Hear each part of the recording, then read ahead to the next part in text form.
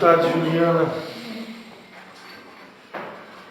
Eu vou colocar um louvor, né? Que é um cantor que eu gosto muito, que o nome do louvor, inclusive, é Esconderijo. Esconderijo.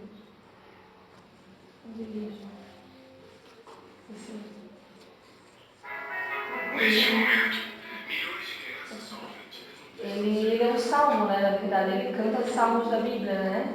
Esse louvor é um salmo, Esconderijo.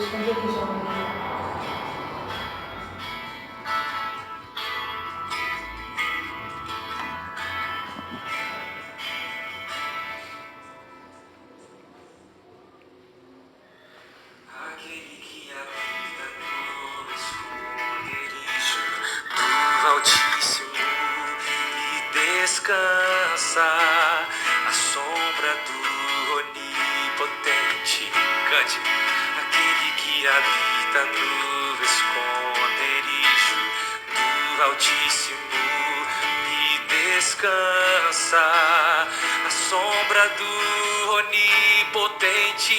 Diz ao Senhor, meu refúgio, fortaleza, o Deus em quem eu sempre confio.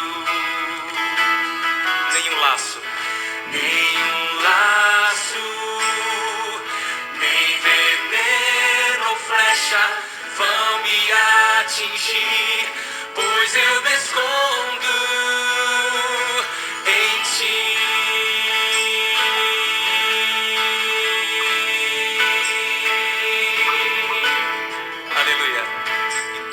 Com tuas penas, Deus quer proteger você. E tu me cobrirás com tuas penas, sob tuas asas estarei seguro. A tua fidelidade é meu escudo. E tu me cobrirás com tuas penas, sob tuas asas estarei seguro. A tua fidelidade é meu escudo,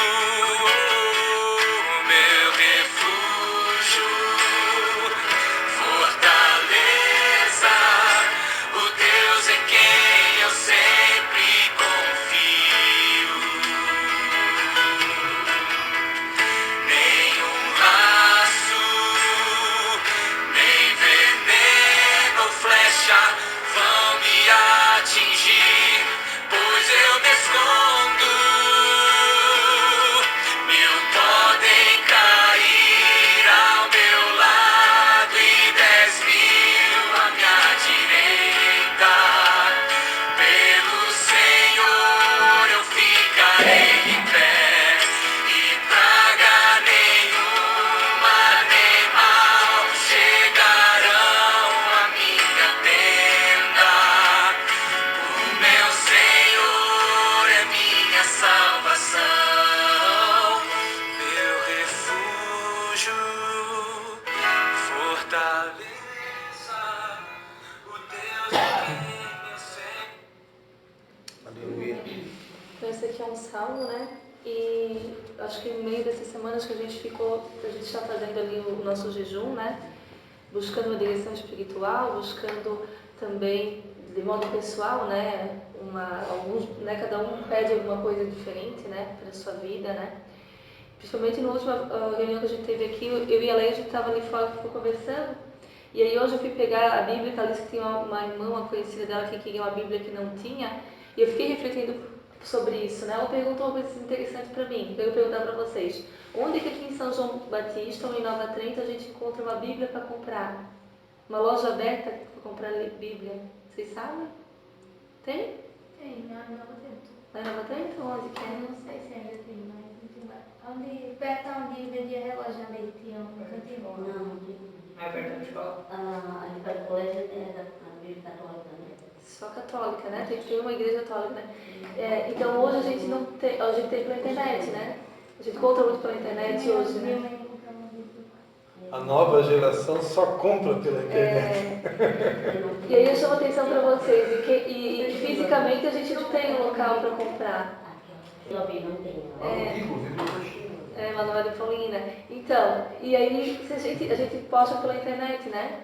E se acontecer como aconteceu com o livro que eu queria comprar, que uma brasileira se opôs, e aí no Brasil parou de vender esse livro, né?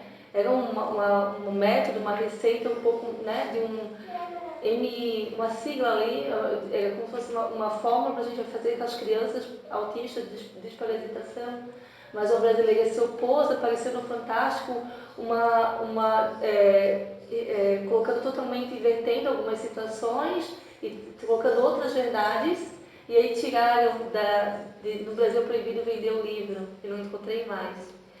E se acontecer isso com a Bíblia, parar de vender na internet, onde que a gente vai encontrar uma Bíblia para comprar, né? E mais uma coisa que eu achei interessante era um outro tema. Não está tão difícil, né? Até não sei, ontem a gente estava comentando no banco que começou agora, não pode mais falar que a mulher vai parir. Agora não pode falar que uma mulher vai parir, porque você está ofendendo os trans ou os que querem ser mulher, que são homens que querem ser mulher, está ofendendo porque só a mulher que pare. O Ministério da Saúde determinou que tirasse do site. Não sei nem sabia disso. Agora não é mais mulher, é ser humano, alguma coisa assim, que tem filho. Isso é referente ao perpério, né? Após parto.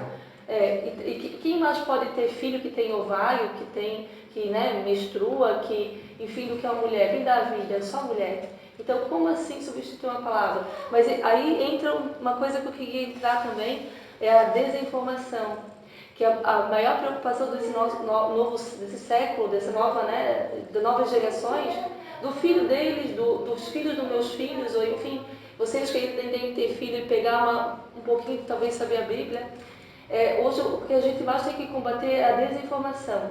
As pessoas elas estão deixando de ser cristãs porque elas não têm, ou de brigar sobre a palavra de Deus, ou enfim, porque elas não têm a informação correta. E aí uma pessoa que eu escutei, ele falou assim, para a gente transferir de pai para filho como uma herança. E aí parecia assim um gene ali, um genético ali, né? A Bíblia, a palavra de Deus. E como fazer isso se a gente já está, não é esquecendo, é que a gente vem tanta coisa, e tanta tribulação, e tanta coisa, de como transferir isso para eles, que eu tenho que trabalhar, eu tenho que dar conta de tanta coisa. A mídia, né, internet e tudo mais, vem para eu peguei o tênis mais caro, porque eu tenho que estar na moda, né? Eu vi agora, recente, eu fiquei em choque. Ele está publicado, se não me engano, na Prada, no site da Prada, que é uma marca caríssima. E é uma música de um negro, né, fazendo um vídeo. Um negro, ele se coloca como Jesus no vídeo, gay, totalmente não dá de entender se ele é homem ou mulher, mas parece que ele tem peitos. E ele é crucificado, se vira a cruz em determinado momento, ele tem um símbolo aqui. E esse é um símbolo que, né, inclusive é no olho, se não me engano, direito, é um símbolo que é satânico, que faz menção ao livros, como que é? Aquele do chifre, assim, Beelzebub, exatamente isso. E é um chifre, um negócio assim, e tem tantos símbolos que a gente não conhece. Já falam-se muito da elite do mundo, né? Na verdade, não sei se vocês acompanham essa parte toda, das pessoas que mandam no mundo e que a gente é só influenciada por eles, né? Então, tanta coisa assim acontecendo, a gente está esquecendo que o tempo está diminuindo, a gente tem pouco tempo, né? E aí, engraçado que isso me preocupa muito, que o tempo está acabando, as pessoas estão preocupadas com esse excesso de informação, em ter um tênis melhor, de estar na moda. Por que eu uso jeans? É o mais confortável? É bonito porque fizeram a gente acreditar que é bonito, né? Porque não é o mais confortável. Jeans é confortável. Porque um moletom é muito mais confortável do que um jeans, né? Por que a gente usa o jeans? As coisas são inseridas pra gente desde criança, a gente vai crescendo com aquilo e a gente tem que se encaixar naquela sociedade, então a gente começa a fazer aquilo, né? Assim, gente, por que tem que ser perfeitinho, né? É uma das preocupações minhas. Eu quero comprar, a gente está na alugação, peguei uma casa em Nova Trento, mas quando vem a casa tem sempre problema. Ou tem um vizinho que mexe com droga, ou tem um rio ali do lado, ou a mulher está separando um homem, a gente tá para assinar teu negócio, a mulher desiste, regado por você. Tipo, a gente vê que assim, ó, Só uma tem um perguntinha, movimento. interrompendo rapidinho. Vocês alguma vez chegaram a ver naquele loteamento fechado? Lá no 30 Reis não tem interesse lá. Ou se tem alguma coisa lá? A gente tem um terreno lá, né? Ah, A vocês gente têm tem, terreno mas lá. aí as casas são muito caras, o padrão é muito alto lá. E até eu acho, e aí, olha que interessante, às vezes a gente quer estar no meio das pessoas dessa tal alta elite, né? Ou mais, enfim, e essas pessoas elas são muito frias, ou cheias da razão, ou enfim, elas, não sei porque de alguma forma, elas não querem ser tocadas dentro, né, com o que Jesus realmente nos traz, né, nos fala. Eu, um tempo atrás, eu queria sempre morar na praia, o meu marido sabe disso. Mas Deus fez, ele é muito engraçado, ele pega umas preguinhas na gente, né? Esse aqui tinha casa lá e não queria nunca ir para lá. E com o passar do tempo, eu comecei a estar sempre lá, né? Porque o menino estava doente e tal, lá. E Deus veio me mostrando assim como eu tenho gostado do interior, né? Começou a mudar meu coração. Eu digo isso para vocês porque Deus pode mudar o coração das pessoas, né? Embora a gente não, né? A gente se machuca, é lento e a gente quer a coisa mais rápida. Mas como a gente pode fazer para levar a palavra para as pessoas? Eu oferecer esse salva-vidas, né? Que é Jesus, né? Como a gente pode fazer? Eu tive pensando muito assim sobre isso. O que eu faço? Porque só as pessoas saberem que eu sou cristã e venho na casa do São Maci, o pastor é o Cristo, todo mundo conhece o Christian e sabe que ele é uma pessoa idônea, não fala mal de ninguém, é muito pacato. Não é suficiente para a gente, né? Não é o caso de ter uma igreja, de uma sala, eu acho, tá? É o caso de que a gente é uma comunidade, a gente é quase uma família. Quando a família da gente dentro de casa, às vezes eu vejo, né? Eu preciso de uma ajuda, não tem ninguém que me ajude, né? Eu fico abatido, né? Eu fico desesperançosa, porque eu tenho planos, a coisa não acontece, eu tenho as crianças, né? Enfim, cada um dentro da sua casa tem essa sua situação e fica, de certa forma, né? Mas eu sempre penso de que modo a gente poderia ser família. Às vezes eu não encontro isso nem dentro da minha família, da minha casa. Eu gostaria. Minha mãe pensa muito diferente de mim, ela tem uma outra crença. Às vezes não respeita que eu tomo às vezes até café, porque a crença dela é tão fechada dentro, né? Focou e ficou, que não vê que o mais importante não é não tomar café, né? Embora eu acho que o Cristo é pastor, nunca chamou atenção se eu vim com às vezes de shorts. Eu sempre envergonhada, porque o Espírito Santo às vezes chama atenção, né? Mas ele nunca chamou atenção, porque eu acho que tem outras formas de mostrar, né? E o Espírito Santo mesmo mostra. Mas assim, de que forma a gente poderia ser mais família? Eu fiquei pensando nisso, sabe?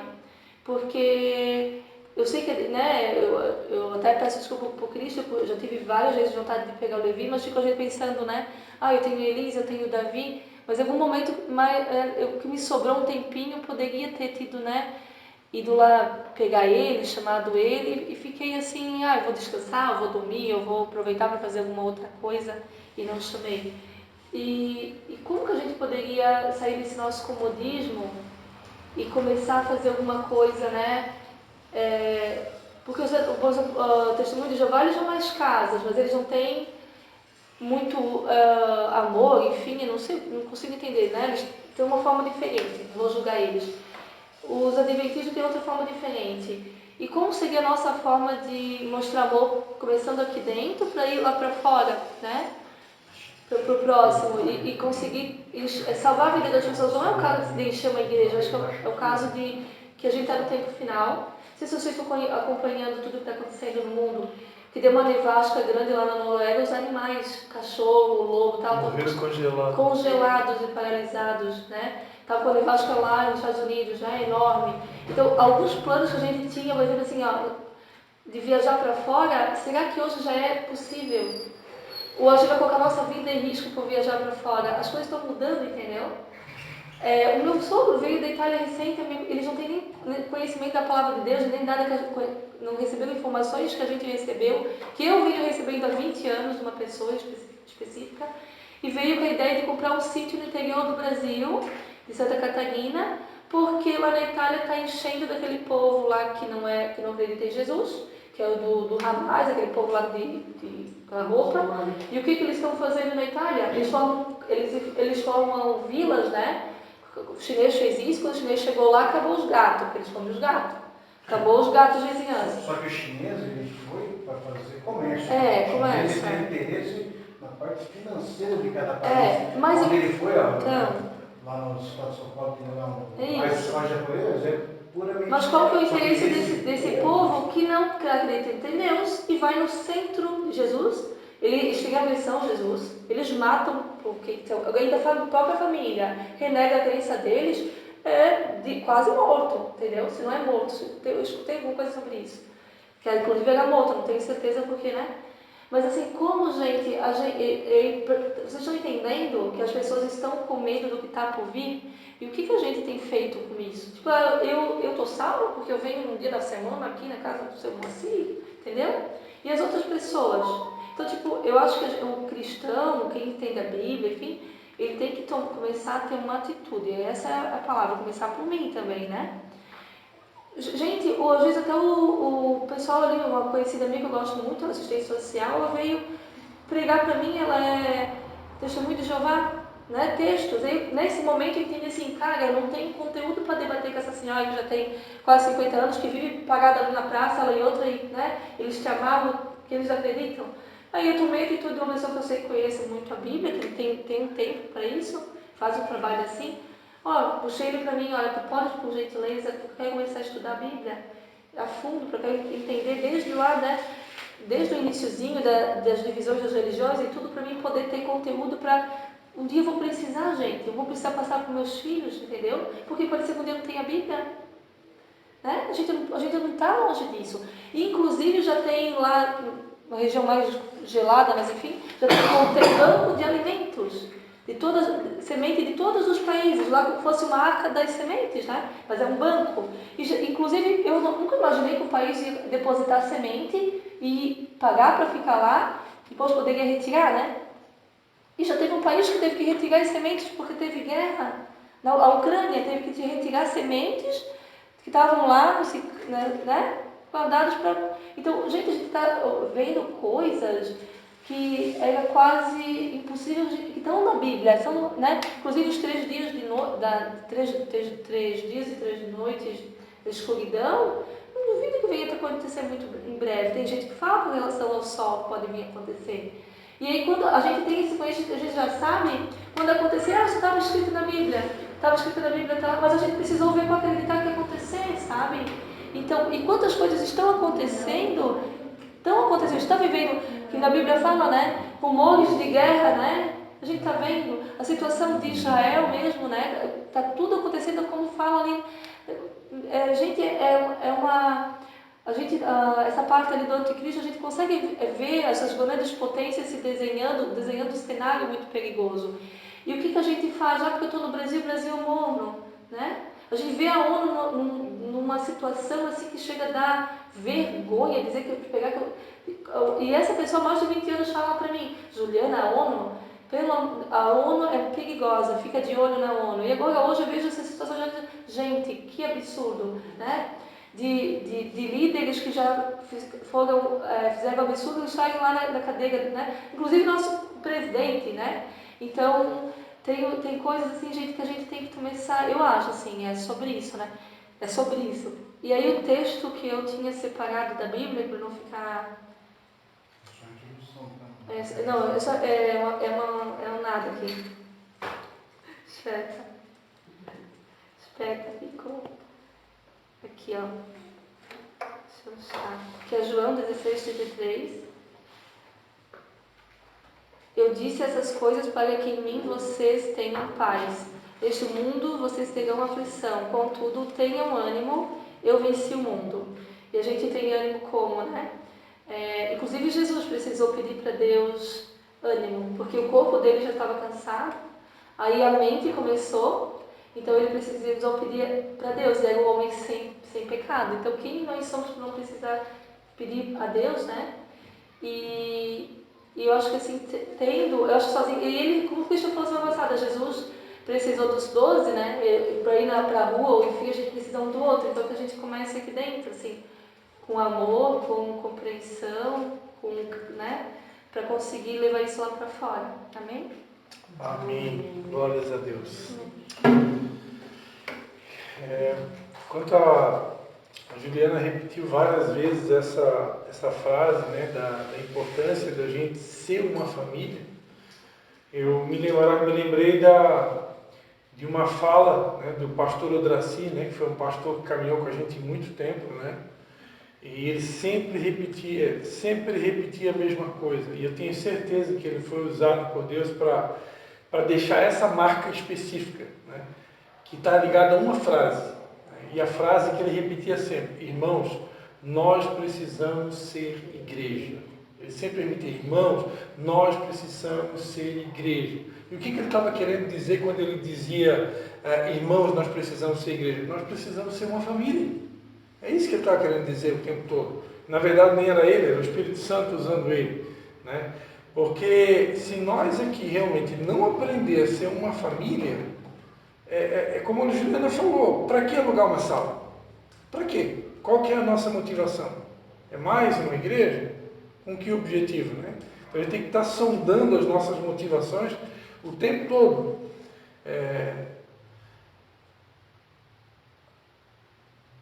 Uma coisa que se perdeu no tempo de hoje é o hábito da visitação, né? Quase mais ninguém visita ninguém, né? Então, nós tivemos pessoas no nosso meio, por exemplo, que já ficaram enfermas, né? Que passaram por crises, momentos difíceis. Então, a gente precisa estar atento a isso, né? A Dona Iná, por exemplo, acabou de fazer uma cirurgia, né? Então, a gente, se nós somos uma família, esse tipo de coisa, quando acontece algo nesse nível, para a gente precisa ser importante. Eu preciso me preocupar no sentido de, daqui a pouco, eu vou tirar um dia da semana para visitar aquele meu irmão, aquela minha irmã que está passando um momento difícil, ou que passou por uma cirurgia, né? Ou por um luto, né? Como foi o caso da pastora Vera, quando perdeu o pastor Oscar, porque isso é ser igreja, né? Daqui a pouco o Anderson está doente, eu fico sabendo que ele está doente lá, está 3 dias de cama. Pô, se eu não estou sabendo, e ele não fala nada para mim, é uma coisa. Agora, se eu estou sabendo, não estou falando aí de uma gripezinha, dor de cabeça, né? Porque, pelo amor de Deus, aqui não tem mais ninguém criança, né? Mas estou falando de alguma coisa relevante, né? Às vezes a pessoa está... eu gosto sempre de citar o exemplo daquele paralítico que precisou da ajuda de 4 homens para poder levar ele até o telhado, uma casa onde estava Jesus, né? Então, às vezes, na igreja, a igreja somos nós, existem alguns de nós que estão verdadeiramente paralisados, né? Por inúmeros motivos, circunstâncias, guerras, batalhas, e não compete a nós julgar. Não compete a nós julgar. O juiz é Deus. Eu preciso, hoje à tarde eu orava, pedindo: Senhor, me dá mais compaixão, mais misericórdia, mais misericórdia.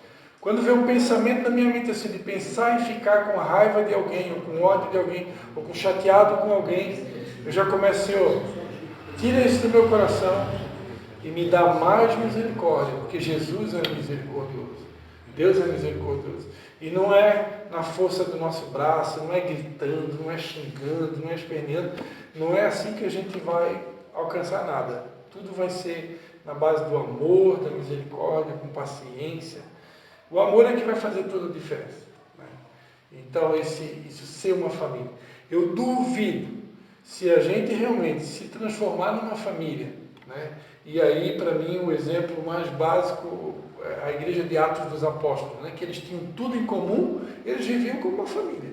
Eles repartiam os bens, vendiam as suas propriedades e dividiam entre eles para que não houvesse necessidade alguma. Isso é ser família, né? Quanto longe disso talvez a igreja atual esteja disso, né? Mas a tua casa era assim, lembra quando eu era lá em Nova Trento? Eu lembro de eu sair da minha casa, lá dos meus pais, que a gente não era muito de um ajudar o outro, a criação italiana é um pouco diferente, né? Cada um mais a sua, só se encontrava na mesa, né? E aí eu chegava lá na tua casa, eu lembro que tinha a Dai, tinha as meninas todas lá, e a tua casa estava sempre cheia. Aí eu sempre estava lá, né? Mas sempre tinha alguém lá, mais, além de vocês, sempre tinha mais alguém assim. E era um ambiente caloroso, assim, gostoso. E foi uma das coisas que eu me aquecia, né? Me chamava a atenção. Que me dava vontade de sempre voltar, estar lá com vocês, porque lá é um ambiente diferente, né? Eu lembro, a memória que mais, assim, que eu tenho, assim, como se fosse um lugar que te chamasse sempre para estar lá, sabe? Por casa de pai, tipo assim, né? Quando a gente cresce, sai da casa do pai, a gente quer estar sempre lá, né? E quer voltar a ter lembrança. Eu acho que é por isso, eu tinha a presença de Deus, né? E eu sinto um pouco falta hoje disso, assim, entre a gente, porque a gente não se conhece tanto aqui, né? A gente é um pouquinho, cada um... Por isso que essa reunião aqui a gente não pode faltar. É o mínimo, né? A igreja primitiva, eles se reuniam todos os dias. Hoje não tem como a gente se reunir todos os dias, né? Eu creio que nem Deus quer que a gente se reúna todos os dias, porque é um outro tempo, é uma outra realidade, todo mundo tem seu trabalho, tem sua família, tem suas guerras, e o tempo é precioso demais, mas as poucas oportunidades que a gente tem para estar junto, que a gente honre isso, né?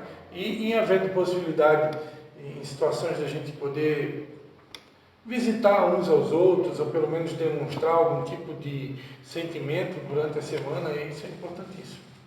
Só para encerrar essa parte inicial aí, para não ficar muito extensa, né? Eu tenho anotado aqui, amados, na capa da minha Bíblia, está escrito aqui, ó: quanto mais você entende as pessoas em profundidade, mais gosta delas e mais respeito sente por elas. Eu vou repetir isso aqui. Isso eu tirei de um livro sobre a arte de pregar. Quanto mais você entende as pessoas em profundidade, mais gosta delas e mais respeito sente por elas. Sabe qual que é o nosso problema? Que a gente não se conhece. A gente julga uns aos outros, a gente às vezes fica chateado. O Mateus não falou, mas o Mateus ficou chateado com a Vanessa. A Vanessa não falou, mas a Vanessa não falou, mas ficou chateado com a Leia. A Leia não falou, mas ficou chateado com a Sabrina. A Sabrina não disse nada, mas ela ficou chateada com o Fulvio. O Fulvio não disse nada, mas ele não gostou do comportamento da Ana. E assim, né? O Anderson também não falou nada, mas não gostou da atitude do pastor. E assim, amados, a gente vive uma ilusão, né? Usando máscaras, né? E essas máscaras precisam cair. A gente precisa se aproximar um do outro. Eu gosto muito de uma frase que eu já ouvi alguns pastores falar. Se você quer realmente, né? Isso é frase de pastor, tá? Se você quer ser realmente minha ovelha, na verdade todo mundo é ovelha de Jesus, né? Mas Deus usa um pastor para conduzir esse rebanho. No caso aqui de vocês, eu seria essa pessoa. E aí tem muitos pastores que dizem assim: você quer ser minha ovelha? Vem comer 1 quilo de sal comigo. Alguém que já ouviu essa história? Né? Eu escutei quando eu estava indo para casar com a Juliana. Eu tinha comido 1 quilo de sal com ela primeiro para casar com ela.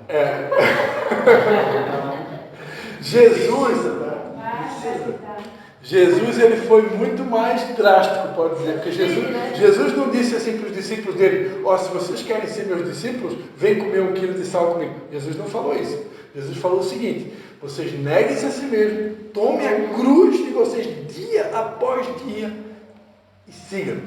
Jesus foi muito mais categórico, né? Porque eu garanto que tomar a cruz é bem pior do que comer 1 quilo de sal, né?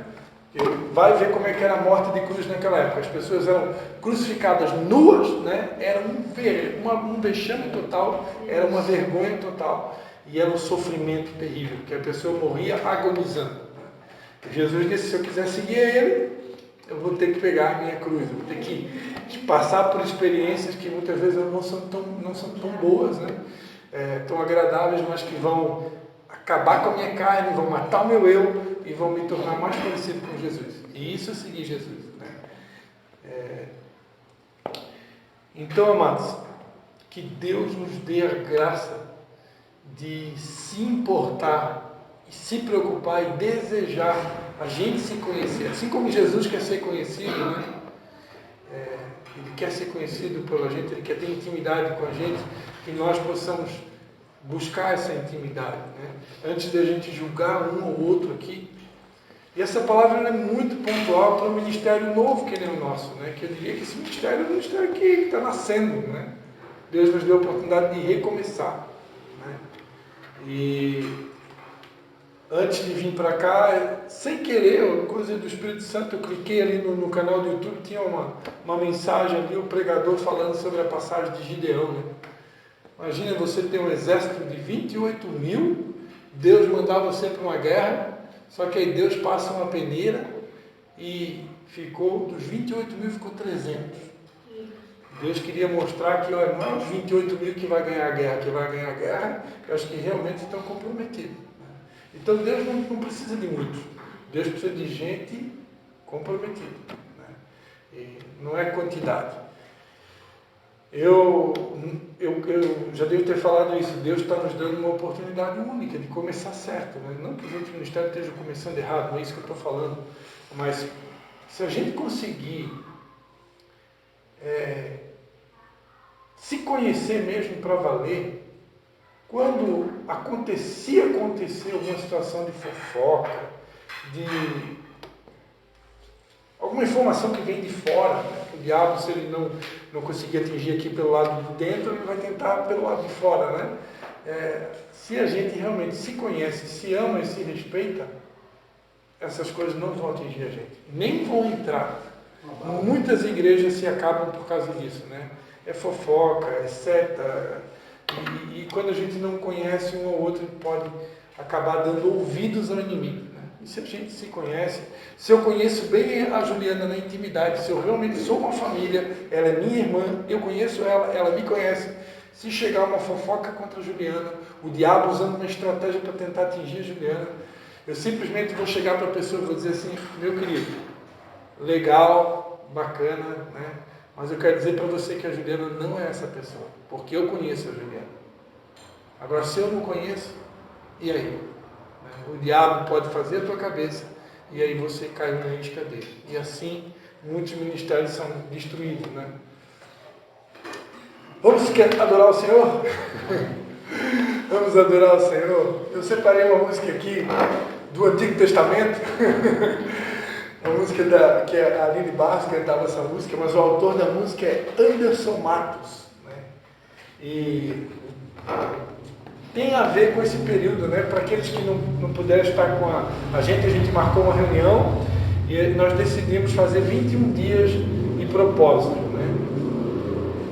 Por que esses 21 dias de propósito? Porque, amados, ou a gente realmente se consagra e vai buscar em Deus o que Deus quer para cada um de nós. Eu vou estar falando um pouquinho sobre isso daqui a pouco. E nós começamos realmente a fazer o que precisa ser feito e agradar o coração de Deus. Ou se não, amados, como diz a música do Fernandinho, né? Não sei quem conhece essa música: se não for para te adorar, para que nasci? Se não for para te servir, o que eu estou fazendo aqui? Né? Então, ou a gente toma uma postura de que eu sou um discípulo de Jesus, um filho de Deus, e eu vou realmente entregar a minha vida como uma oferta a Ele, né? Ou senão, sei lá, vamos buscar outra religião, porque para seguir a Jesus tem um preço a ser pago, né? Mas em nome de Jesus ninguém vai mudar de religião, é só brincadeira, né? Então a gente entrou num propósito de 21 dias de consagração. E peço a todos que leiam, né? A gente tem postado várias vezes no grupo, eu vou postar de novo. Entra nesse propósito com a gente, né? Nós queremos realmente que Deus seja detalhista com o Ministério de Vidas Águas. Porque o Ministério de Vidas Águas, amados, ele tem uma visão específica, ele tem uma direção específica. Eu vou dizer uma coisa aqui que veio do meu coração. O nosso ministério, muito mais do que evangelizar e ganhar almas, isso é perfil do Ministério de Vidas Águas, tá? Talvez alguns aqui não sabiam disso, vão ficar sabendo agora. O perfil do Ministério de Vidas Águas está muito mais ligado a consertar a rede do que pescar peixe. Tá bom? Então não quer dizer que a gente está agora livre de ganhar almas. Não, ganhar almas é a missão da igreja, né? Ir por todo mundo e fazer discípulos. Mas a característica número 1 do Vidas Águas, é só ler a missão do Vidas Águas. Essa semana eu estava lendo de novo, né? A nossa missão está muito ligada a promover a unidade. O que é promover a unidade? Consertar a rede. Né? O Anderson, de repente, passou o ano todo e não ganhou uma alma para Jesus. Desculpa te usar de exemplo aí, tá? Só como um exemplo, tá? Não quer dizer que assim vai acontecer, né? O que aconteceu. Né? Mas, só que nesse um ano que passou, o Anderson usou a consertar o casamento de dois colegas de trabalho dele, que o casamento estava se acabando.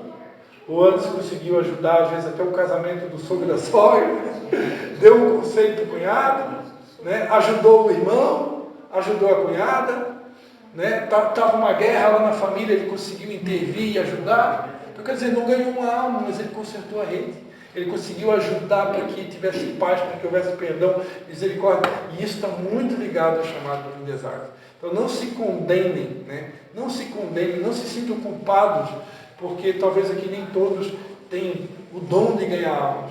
Embora que isso é uma missão para todos.